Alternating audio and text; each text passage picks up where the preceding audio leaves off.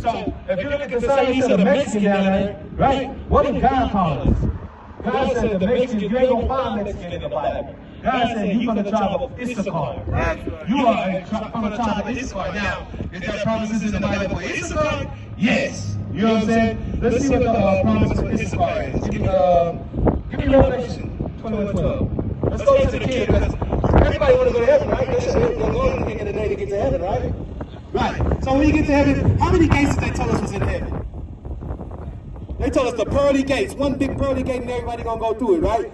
That's not what the Bible says. We're gonna show what the Bible says, because the Bible got something for Issachar, not a Mexican, for Issachar, and this is what he said it is. This is the kingdom of heaven. Let's see how he describes it. Read this.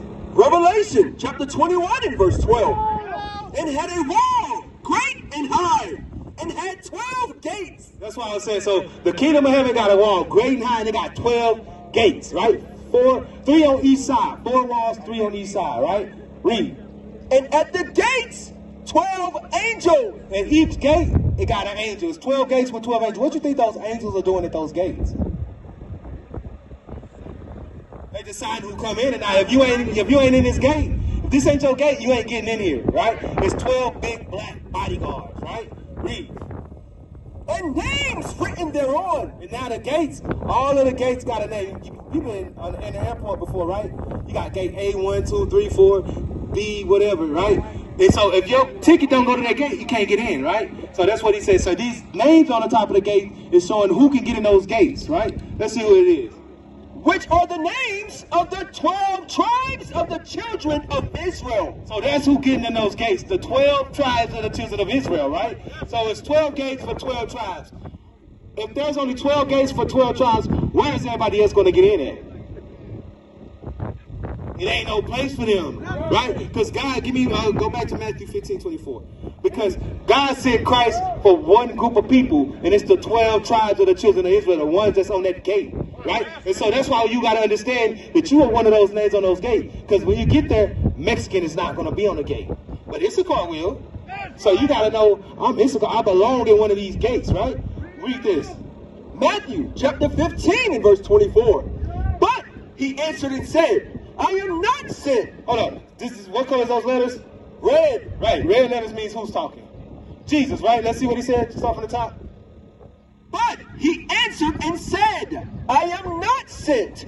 But. So he said, I am not sent, but only unto the lost sheep of the house of Israel. What does that say? He said, I'm not sent, but only unto the lost sheep of the house of Israel.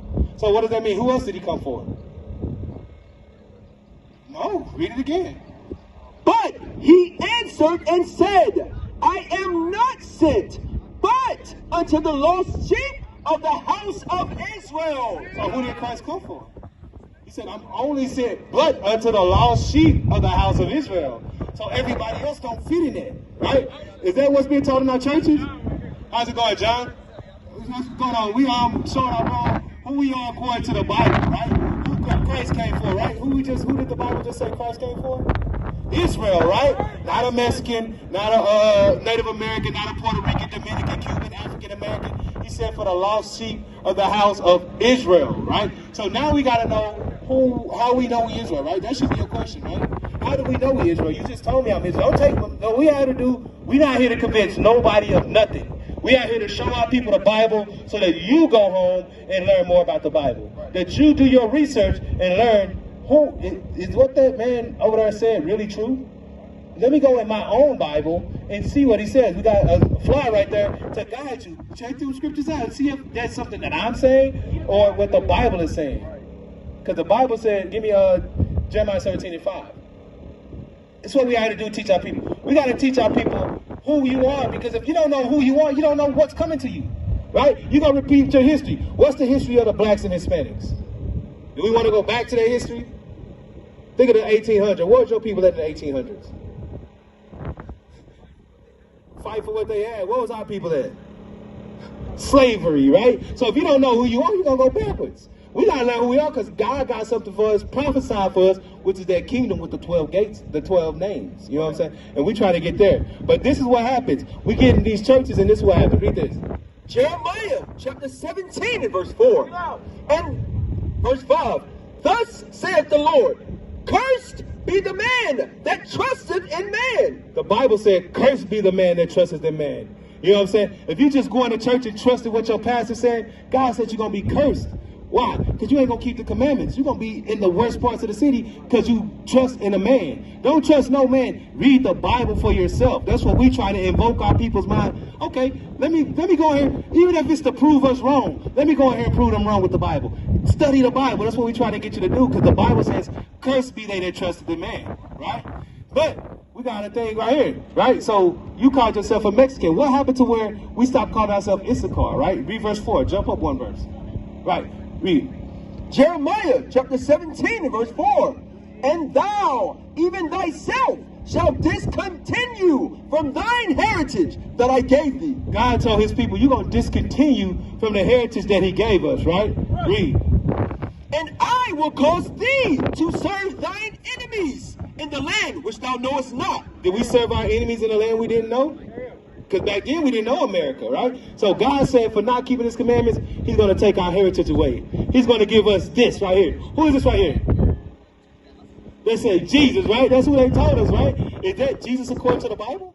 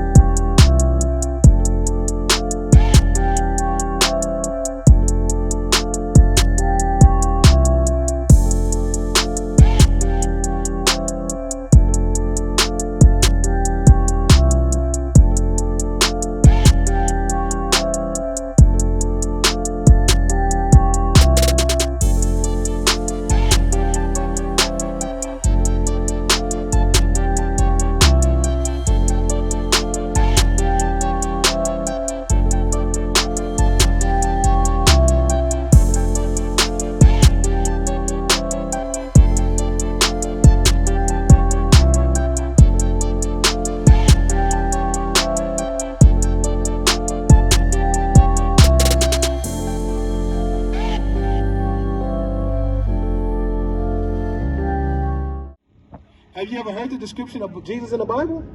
No. That's the thing, right? You went to church before, though, right? So if you went to church, you would think they taught you what Jesus looked like, right? It's Brother Joey.